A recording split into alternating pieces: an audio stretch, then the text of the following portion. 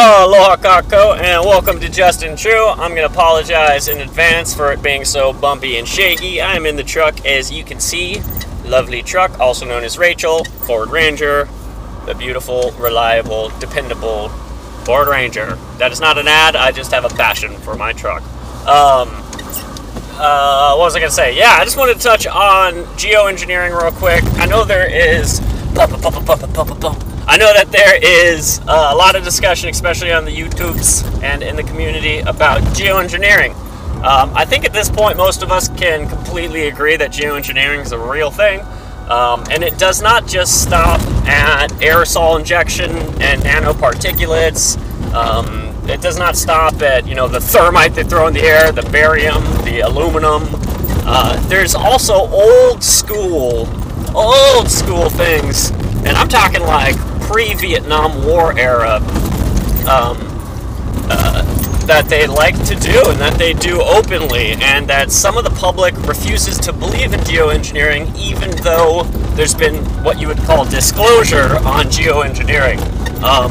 One thing that I like to read about, because it affects us on a huge level here in Hawaii, is cloud seeding. Now, what cloud seeding truly is creating basically artificial clouds in order to promote, agitate, or aggravate rain, to get rain in certain places. They also, previous to Vietnam, closer to World War II, they did planting. So what they would do is anywhere where they wanted to have a lot of rain, or if they were missing rain, or let's say they wanted to start growing food in a place where it just wasn't permissible to grow food because of the lack of rain, they would go and plant a ton of trees. Most of them would be tall trees, the taller the better, to generate rain. Geoengineering has been around for hundreds of years in this way, with this method. And the reason is because they wanted to spread the rain. A lot of places you go to, especially in Hawaii and around Maui, Molokai, Lanai, you'll see all these beautiful tropical trees that are indigenous, and then you'll see these thousands of just perfectly aligned rows of McDouglas fir trees, giant different types of fir trees. And what they did is, back about 100 years ago, they started planting fir trees like crazy to get some more rain on these mountains and get some more rain in some of the drier areas. The reason I'm bringing this up is because a few days ago, I'd say about 4 or 5 days ago, there was it's been beautiful here in Hawaii. We don't have a winter and summer, we have a wet season and a dry season. Now, our wet season and our dry season are majorly different. Our dry season's obviously in the summertime, most of your spring and fall, and it is 80 degrees at night, 60 degrees a day, without fail. Maybe some cumulonimbus, maybe some of those big classic fluffy clouds in the sky, but not a lot of aerosol spraying, not a lot of high altitude aerosol spraying, not a lot of chemtrails. You don't see the X's or those lines in the sky in Hawaii like you do on the mainland and throughout the world.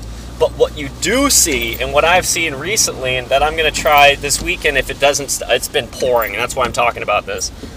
If we get the opportunity, we meaning my group and myself, we're going to be doing about a 30 to 40 mile hike into the Central Valley Mountains, Central Maui Mountains, and we're going to go to the Hekea, I believe that's what it is, Mount, which has been classified. A lot of people are saying that it is a geoengineering plant, a geoengineering installation.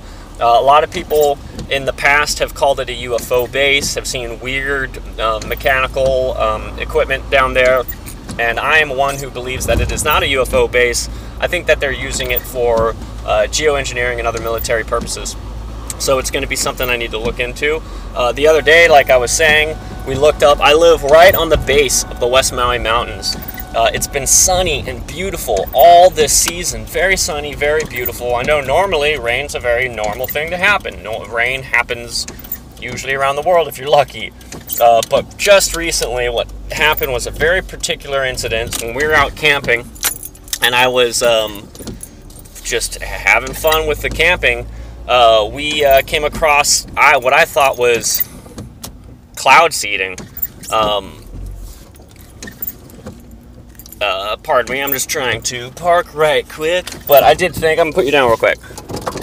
I might have to redo this, but I am unsure at this moment. Anyway, there was a bunch of cloud seeding going on, so we looked up into the mountain, and we did not see the normal mountain range. We saw an empty valley, an empty shallow valley, and from the bottom to the sky was raising large clouds, huge clouds. So they were cloud seeding. It was just clouds coming from the ground up, going into the high atmosphere, and then shifting and following. And then later, we have this. Just, you can't even see it really, but it's been pouring. It's been raining nonstop since those clouds appeared. Unnaturally, I think. So I'm going to go check it out. I haven't really talked very much about geoengineering or about cloud seeding, about aerosol injection, but I am a firm believer in it. It has been declassified. We know all about it.